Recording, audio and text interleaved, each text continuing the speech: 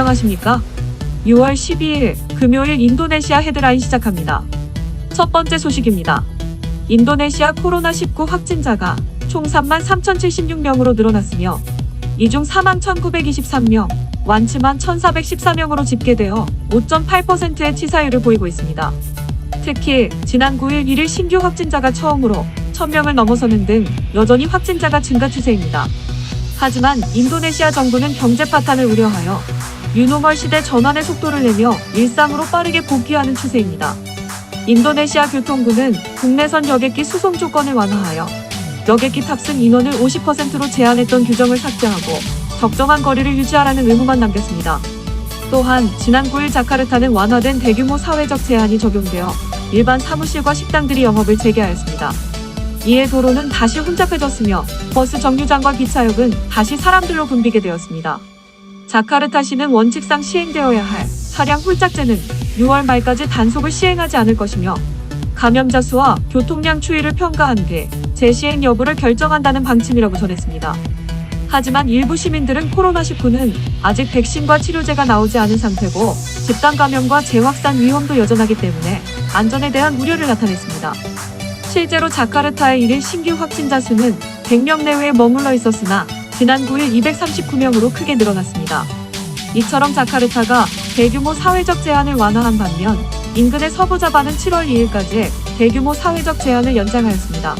이에 따라 보고르, 대폭, 버카시는 비상사태 수준에 따라 각 구, 마을, 하위 지역별로 정책이 조정될 것이며 이 정책은 6월에 여러 분야에서 규제를 점진적으로 완화하겠다는 자카르타주의 계획에 따라 조정될 것으로 전했습니다. 다음 소식입니다. 인도네시아에서 유행하는 코로나19 바이러스는 세계보건기구가 분류한 6개 그룹과 유형이 다른 것으로 나타났습니다. 인도네시아 연구기술부 장관은 국내 환자에서 얻은 총 13건의 코로나19 바이러스 유전체 정보를 분석한 결과 2건은 유럽에서 유행하는 바이러스와 같은 그룹이지만 나머지 11건은 어느 그룹에도 속하지 않았다고 밝혔습니다. 코로나 사태 발생 후 각국의 유전체 정보 연구자들은 코로나19 바이러스 유전자 서열 정보를 세계보건기구의 인플루엔자 감시망에 올려 공유하고 있습니다. 해당 정보를 기준으로 세계보건기구는 코로나19의 유형을 처음에는 3개의 그룹으로 분류했다가 지난달에는 3개의 그룹을 추가해 총 6개의 그룹으로 나눴습니다.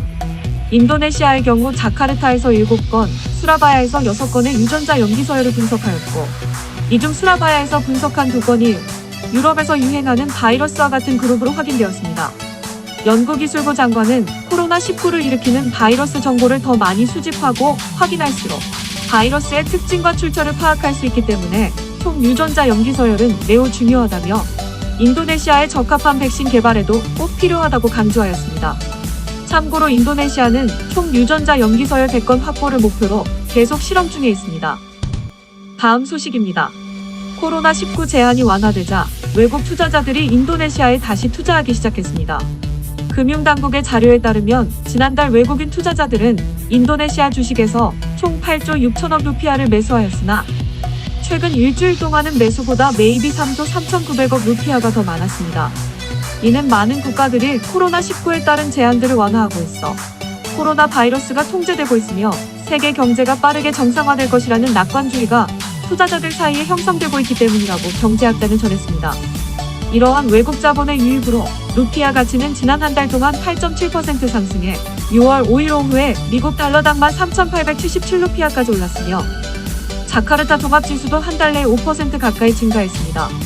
또한 10년 국채 수익률도 5월 초 8.02%에서 7.1%로 크게 하락하여 채권 수익률이 주가와 반대로 이동함에 따라 금융상품 투자 위험이 감소했음을 나타내고 있습니다.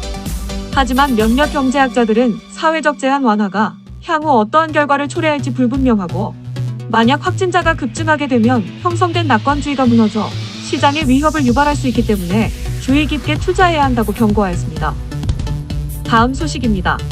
인도네시아 국영석유공사는 자체 생산된 경유를 아시아 태평양 국가의 수출 확대를 추진하고 있다고 전했습니다. 이는 경유 생산량이 인도네시아 국내 수요를 초과해 다른 국가로의 수출이 가능해졌기 때문입니다. 또한 국영석유공사에 따르면 2030년까지 호주는 하루 47만 2천 배럴의 경유가 부족할 것으로 추정되었으며 필리핀은 15만 2천 배럴, 베트남은 10만 4천 배럴, 뉴질랜드는 4만 배럴 등 많은 국가에서 경유 공급이 부족할 것으로 조사되어 수출 잠재력이 있다고 판단하였습니다. 하지만 수출 확대는 현재 진행되고 있는 신규 정유시설 프로젝트가 완료되고 운영이 활성화된 후가 될 것이라고 전했습니다. 또한 초과 생산된 경유는 석유화학 제품 생산에도 사용이 가능하기 때문에 수입에 크게 의존하고 있던 석유화학 제품을 인도네시아에서 직접 생산하여 수입을 줄일 수 있을 것으로 국영석유공사는 기대하고 있습니다. 다음 소식입니다. 지난 9일 롯데그룹은 인도네시아 국가재난방지청에 약 2억 8,800억 원 상당의 우리나라 코로나19 진단키트 3만 개를 기부하였습니다. 이번 기부에는 인도네시아에 진출해 있는 롯데케미칼과 롯데케미칼 타이탄, 롯데쇼핑, 롯데글로벌로지스 등이 참여하였고 인도네시아는 의료용품을 가장 필요로 하는 것으로 전해져 진단키트를 전달하게 됐다고 밝혔습니다. 김용호 롯데케미칼 인도네시아 대표는 인도네시아가 코로나19를 극복하는데 조금이나마 도움이 되기를 바란다며 롯데는 어려울 때 함께하는 친구가 될 것이라고 전했습니다. 롯데그룹은 2008년 롯데마트를 시작으로 인도네시아에 첫 진출하여 현재 10여 개 계열사가 활발하게 사업을 진행하고 있습니다. 특히 화학 부문에서는 인도네시아 자바 반텐주의 대규모 유화 단지 건설을 진행 중에 있으며 자동차 대표 소재인 PP 컴파운드 사업에도 투자를 계획하고 있는 것으로 알려져 있습니다. 다음 소식입니다. 어릴 적 자신을 보살펴주던 인도네시아인 보모를 찾고 온라인으로 상봉한 대만의 여고생이 화제가 되었습니다. 슈즈안이라는 대만의 여고생은 자신이 태어났을 때부터 4살까지 키워준 인도네시아인 보모를 항상 그리워하다가 인도네시아의 코로나 사태가 심각하다는 뉴스를 접하고 제2의 엄마를 찾는다며 보모와 함께 찍은 사진과 사연을 온라인에 공개하였습니다. 그녀는 매일 눈을 뜨면 가장 먼저 보는 얼굴이 보모였다며 자신의 어린 시절의 중요한 부분을 차지한다고 적었습니다. 해당 사연은 온라인을 통해 인도네시아에 퍼졌으며 현지 매체에도 보도가 됐습니다. 온라인에서 수소문 끝에 대만의 취업 브로커가 보모로 추정되는 여성의 연락처를 전달하였고 마침내 두 사람은 화상통화를 통해 상봉하게 되었습니다. 현재 식료품점을 운영하는 그이는 자신도 그녀를 많이 그리워했다며 다시 보게 되어 행복하다고 전했습니다. 다음 소식입니다. 일시 귀국한 신태용 인도네시아 축구대표팀 감독은 인도네시아 복귀 계획에 대해 아직 결정되지 않았다고 밝혔습니다. 또한 인도네시아 축구협회는 코로나 사태가 양국에서 모두 안전 국면에 접어들면 입국을 요청하겠다는 입장을 밝혔습니다. 신태용 감독의 인도네시아 복귀는 연기됐지만 훈련을 미룰 수 없기 때문에 지난달 중순부터 온라인 화상으로 트레이닝 캠프를 열어서 훈련을 진행하고 있습니다. 비록 원격으로 훈련을 진행하고 있지만 홈트레이닝 방식으로 선수들의 기량을 꾸준히 향상시키고 몸 상태와 컨디션을 체크하고 있다고 설명하였습니다. 신태용 감독은 작년 12월에 인도네시아 대표팀 감독으로 선임되었으나 코로나 사태로 인해 지난 4월 일시 귀국하였습니다. 시청해주셔서 감사합니다. 다음 시간에 뵙겠습니다.